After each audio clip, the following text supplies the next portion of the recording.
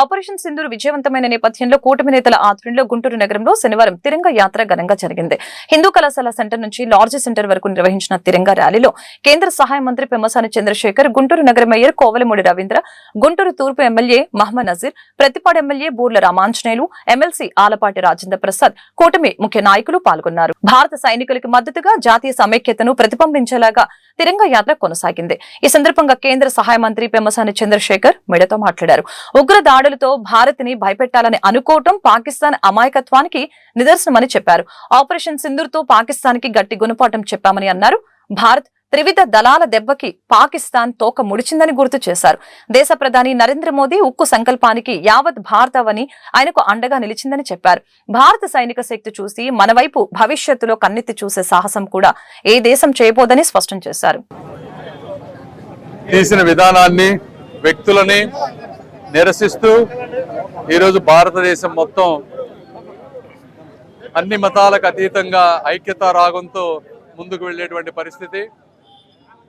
భారతదేశం ముఖ్యంగా ఎన్డీఏ ప్రభుత్వం చంపిన వారిని, అదేవిధంగా దేశం కోసం చనిపోయిన వారిని గుర్తుపెట్టుకుంటుంది.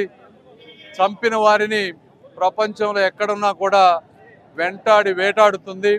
అదేవిధంగా ప్రాణాలను అర్పించినటువంటి మురళీ నాయక్ లాంటి వ్యక్తులని గుండెల్లో పెట్టి చూసుకుంటుంది. భారత్ సింధూరం అనేది కేవలం సాంప్రదాయం మాత్రమే కాదు, దేశ ఐక్యతకు, జన్మభూమిని, భారతదేశ ప్రజలను, భవిష్యత్తును కూడా కాపాడేటువంటి ఒక బలమైన సంకల్పం అని ఈరోజు అందరూ గుర్తు చేసుకోవాలి. చిన్నట అరాచకమైనటువంటి పనులతోటి భారతదేశ అభివృద్ధిని ఈరోజు మీరు విచ్ఛిన్నం చేయలేరు. ఈరోజు చూస్తుంటే భారతదేశ ఆర్థిక వృద్ధి 5 బెస్ట్ 5లోకి వచ్చాం. మరి పాకిస్తాన్ వాళ్ళు చూస్తే ఈరోజు కేవలం తమిళనాడుతో పోటీ పడేటువంటి పరిస్థితికి వచ్చారు. విధ్వంసంతో, ఇటువంటి టెర్రరిస్ట్ యాక్టివిటీస్ తోటి భారతదేశానికే కాదు మీకు కూడా చాలా నష్టం జరుగుతుంది. మనం చేసిన పనులే మనల్ని నాశనం చేస్తాయని తెలుసుకోవాలి. ఏదేమైనప్పటికీ ఇటువంటి కష్టతరమైన పరిస్థితుల్లో ఒక బలమైన నాయకులు శ్రీ నరేంద్ర మోదీ గారు ఉండటం, దేశం నుంచి ఎంత ఒత్తిడి వచ్చినా, మీడియా నుంచి ఎంత ఒత్తిడి వచ్చినా ఒక స్థితప్రజ్ఞతతో, ఆలోచనతో అందరినీ సంప్రదింపులు జరిపి నింగి, నేల, నీరు 3 మార్గాల ద్వారా సైన్యాన్ని అప్రమత్తం చేసి దౌత్యపరమైనటువంటి అన్ని విషయాలు ప్రపంచంలో ఉన్న అన్ని దేశాలతో కోఆర్డినేట్ చేసుకొని, ఇంటెలిజెన్స్ తీసుకొని, టెర్రరిస్టులు ఎక్కడ ఉన్నారో అక్కడ చూసి ఆ స్థావరాలపై దాడి చేసి సివిలియన్స్కి ఇబ్బంది లేకుండా చేసినటువంటి బలమైన నాయకులు మన గౌరవ ప్రధానమంత్రి శ్రీ నరేంద్ర మోదీ గారు. మీకు ఆంధ్ర రాష్ట్ర ప్రజలు, భారతదేశ ప్రజలు మీ మీద ఒక బలమైన నమ్మకంతో ఉన్నారు. మీరు చేసే ప్రతి పనిని కూడా స్వాగతిస్తూ ఉన్నారు. బీజేపీ, జనసేన, మా కేంద్ర మంత్రివర్యులు, పార్లమెంట్ సభ్యులు పెమ్మసాని గారి, చంద్రశేఖర్ గారి నాయకత్వంలో ఇవాళ తిరంగ ర్యాలీలో పాల్గొన్నందుకు మేమందరం సంతోషిస్తున్నాం. ఈ ర్యాలీకి కులమతాలకు అతీతంగా విచ్చేసిన ప్రతి ఒక్క కార్యకర్తలు కూడా అభినందనలు తెలియజేస్తున్నాను. మనందరికీ తెలుసు, ఈ ప్రపంచంలోనే భారతదేశం అంటే ఒక ధైర్య సాహసాలకి పుట్టినిల్లు. మనం చూసామన్న ఈ యొక్క త్రివిధ దళాలు ఏ విధంగా పోరాడినాయో టెర్రరిజం మీద మనందరం చూసాం. ముఖ్యంగా ఈ యొక్క త్రివిధ దళాలు ఉన్న సైనికులందరూ కూడా ఈ యొక్క విజయస్ఫూర్తి అందించేందుకు దేశ ప్రజల తరఫున మేమందరం కూడా ధన్యవాదాలు తెలియజేస్తున్నాం. అట్లాగే ఈ యొక్క ఐక్యమత్యత ఇవాళ ఆపరేషన్ సింధూర్ విజయం ఎన్డీఏ విజయం. ఈ యొక్క ఎన్డీఏ విజయాన్ని ప్రజలందరూ కూడా హర్షిస్తున్నారు.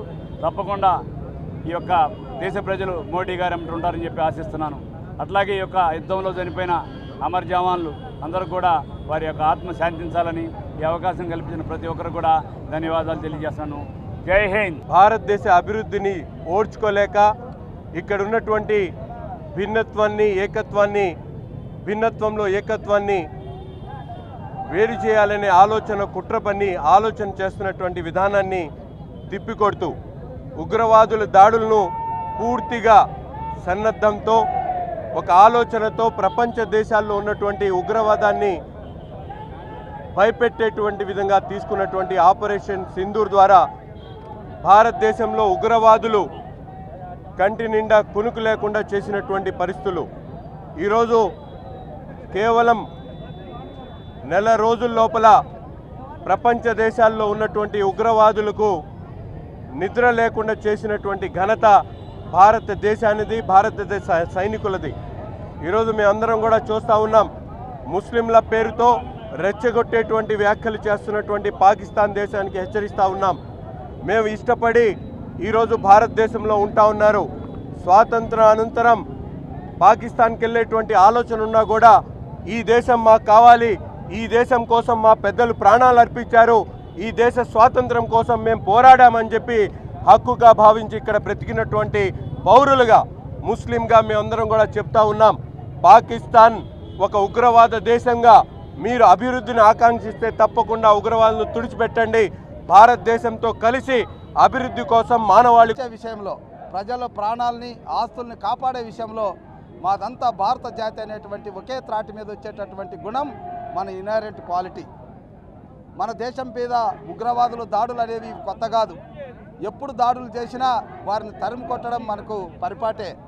కానీ ఇక్కడ ఆలోచించాల్సింది ఒకటి, ఈరోజు ఉగ్రవాదులైనా ఉగ్రవాదులను ప్రోత్సహించే శత్రు దేశాలైనా భారతదేశంలో ఉన్నటువంటి మహిళలు పురుషులు ఏ స్ఫూర్తితో పెరుగుతున్నారో గుర్తుపెట్టుకోవాలి.